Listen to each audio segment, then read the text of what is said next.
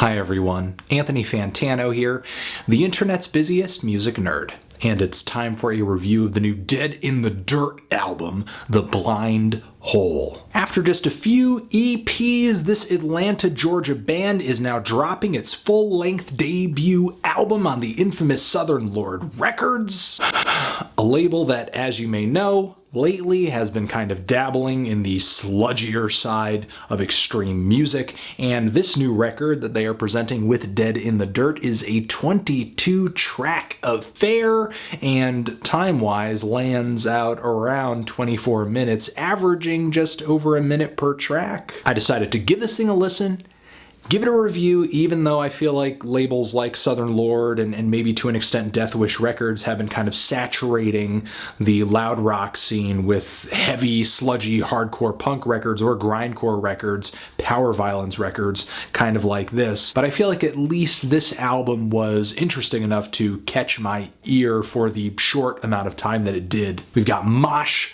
friendly riffs all over this LP, and D-beat drums as well. These groovier points on the album, which are backed up with these drums, are occasionally interrupted by syncopated blast beat drums and guitars. Oh, and of course, feedback plays a pretty gigantic role on this album as well. And of course, we cannot forget the vocals, which are a range of different extreme music styles. We have death metal-esque growls on this LP, some just straight up hardcore punk screams, maybe a few moments that the shrieks on this LP feel a little screamo influenced. The recording and the mix, the heavy bass on this thing, and just the overwhelming compression, not too overwhelming though, but the compression on this LP just makes this album sound so massive, and yet it's really clear too, even though the guitars are so distorted and the drums are just so pummeling, but very resonant too. Every single crushing bass drum kick and bloody, crusty sledgehammer guitar riff come through as clear as a bell. A lot like a wrecking ball just kind of careening through your bedroom wall. Not only do these faster spots feel clear, not too blurry, even though that does sort of happen to an extent because of how fast the band is playing, but there are slower moments on this LP that feel nice as well, like the 11th track or the closing track here too, which have some simple but effectively dreary guitar parts, as well as some very slow riffs.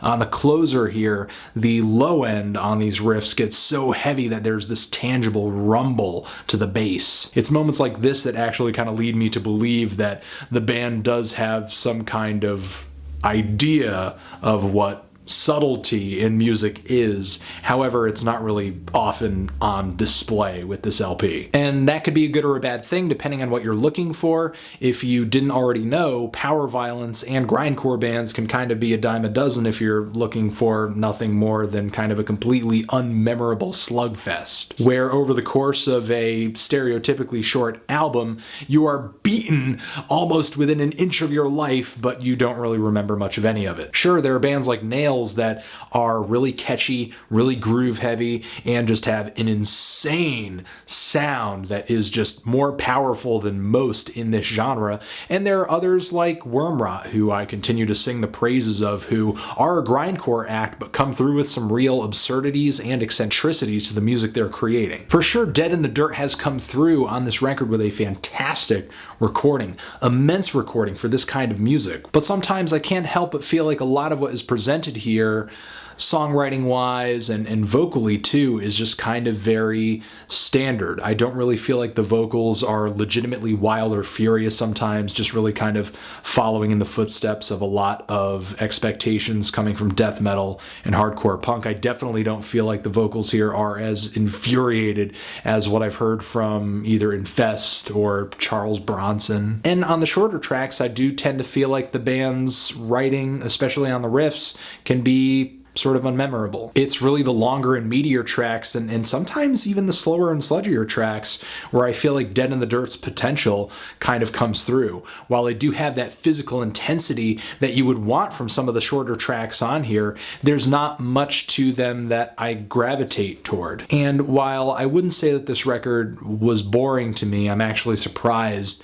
that I stuck with it and wanted to listen to it again and again. There's definitely something to be said for that, but As I listened to this record more and more and totally enjoyed the recording, enjoyed the ferocity, enjoyed the intensity, and I was looking for a little bit more in other places, but I just wasn't finding that stuff. Meaning more creativity from the noisy sounds or the riffs or the vocals or just the song structures. Though this record is fast and enraging, I just wish it pulled some more punches, offered more surprises, had a little bit more personality. It's not a record that I see sticking with me for the long run, but if you're into something extreme, straight up, and no BS, then I would definitely give this thing a listen regardless of whether or not you agree with me on this review. I'm feeling a decent to strong 6 on this thing. If you've given it a listen, what did you think of it? Did you love it? Did you hate it? Why? What do you think I should review next? And that's about it. I want to give a shout out to Paul, Tech9 fans, I hear you. Sammy Jarouche over at the Rocket Out blog, I just did a video with him. You can find a link down below in the description box. And moms who buy their children tonight on vinyl. Only the strong subscribe. All mistakes were intentional. Straw. Anthony Fantano, Dead in the Dirt. Forever.